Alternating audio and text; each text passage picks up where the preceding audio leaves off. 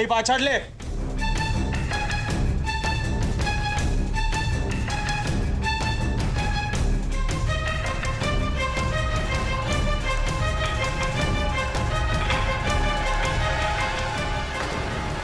એ છાની માની ડોયાન જેમ ઊભી રહો. દાનવીર કરુણો ના જોયે તો હાલી મોટી મદદ કરવા કાઈ જરૂર નથી. ચૂપચાપ હાલ ઘર ભેગી જા. ચાલ ને હવે છાની માની. હાલ ઘર જોર હું બાકી રહી ગયું છે. હાલ ઘર ભેગો થા. હાલ અંદર જા. કુમાર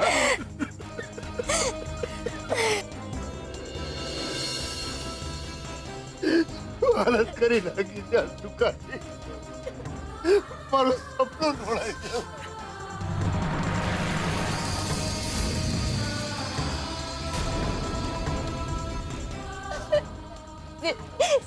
આપણી દુકાન. રૂપેશ, આપણે કિંજલને ઘરે લઈ જઈએ. નહીં, મારી દુકાન.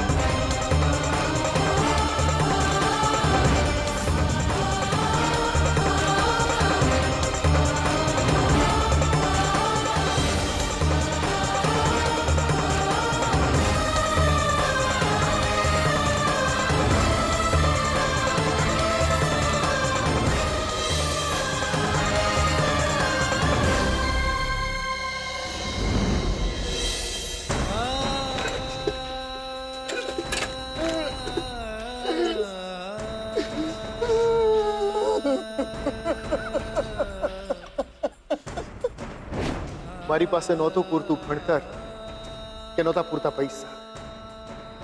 શું કરું? જે કંઈ થોડી ઘણી મૂડી બચી હતી ને એમાંથી એક પ્રાઇમસ, એક કેટલી, બે ચાર નાના ગ્લાસ અને એક સાયકલ ખરીદી.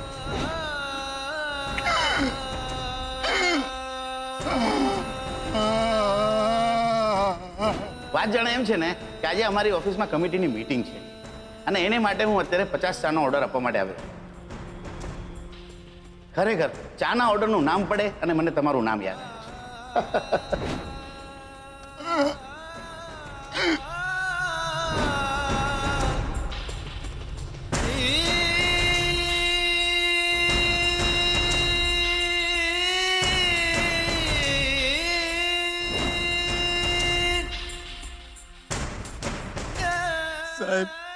સાહેબ, હવે આપણે શું કરીશું?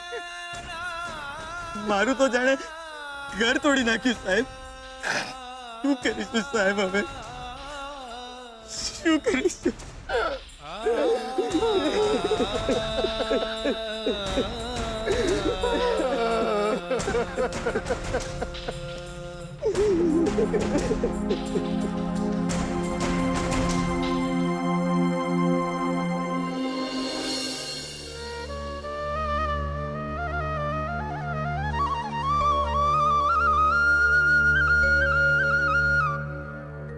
કિંજલ બેટા, કેમ છે હવે તને? લે આ પાણી પી લે.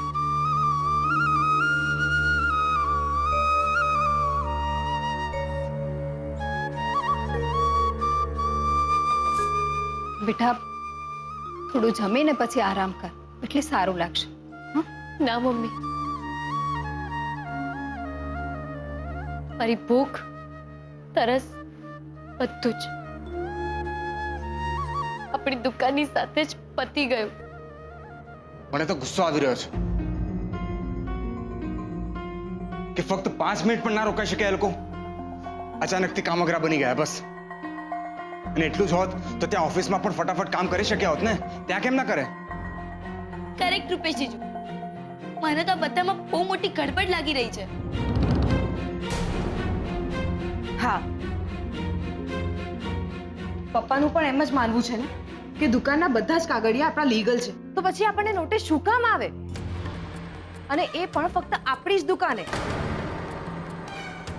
અને એ પણ શુક્રવારે. શનિ ને રવિ તો રજા હોય, એટલે આપણે કંઈ કરી ના શકીએ. હા, ને પાછું સોમવારે અચાનકથી રમેશભાઈ રજા પર ગયા. કેમ? હવે તર્ક વિતર્ક કરવાની કોઈ જરૂર નથી. જે થવાનું હતું એ થઈ ગયું. અરે તમારે અહીંયા સુધી ચાલતા આવવાની શી જરૂર હતી? અમને બોલાવી લેવા જોઈએ ને.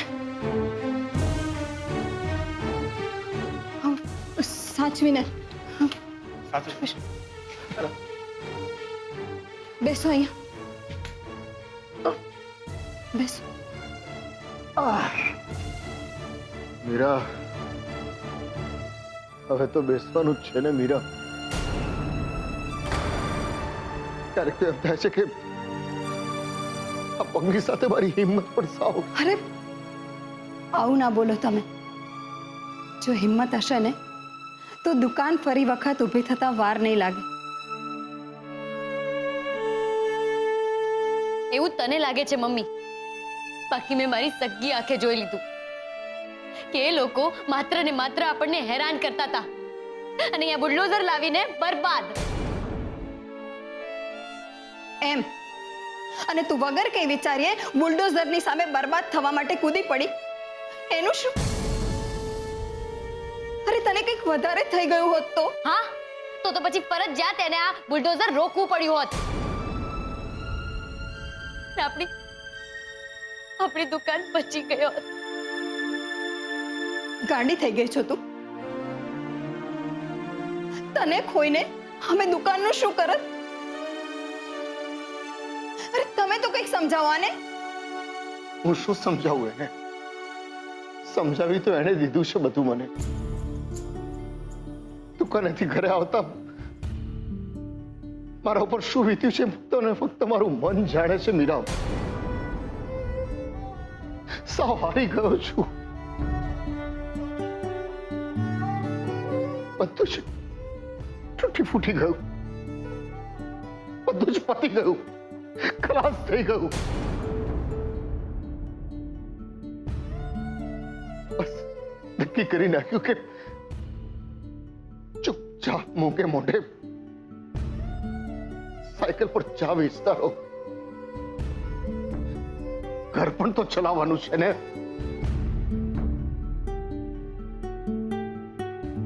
પણ મીરા, જે રીતે કિંજલ વચમાં કૂદી પડીને મને એવું લાગ્યું કે કિંજલ નહીં, મારા બાપુજીએ મને કહ્યું કે મોહન ઉઠ, અરે ઉભો થાપ, તારી સાથે ભારોભાર અન્યાય થયો છે, લડ એની સાથે. એટલે પપ્પા, આપણે હવે શું કરીશું? બેટા, શું કરીશું એની તો મને ખબર નથી, પણ અન્યાય સામે લડીશું એ વાત નક્કી છે. કહું છું આ બધું કરવાનું રહેવા દો. નહીં, હવે નહીં મીરા. મારા બાપુજીએ ન્યાયના ઉદ્દેશ સાથે આઝાદીના ઘડવૈયા મોહનદાસ કરમચંદ ગાંધીના નામ પરથી મારું નામ મોહન રાખ્યું છે. હવે જો હું પાછી પાની કરું ને તો મારું નહીં, અરે એમનો ઉદ્દેશ નિષ્ફળ જાય, સમજી? હવે તો એક જ રસ્તો છે, લડવું જ રહ્યું એ લોકોની સામે, લડીને જ રહીશું.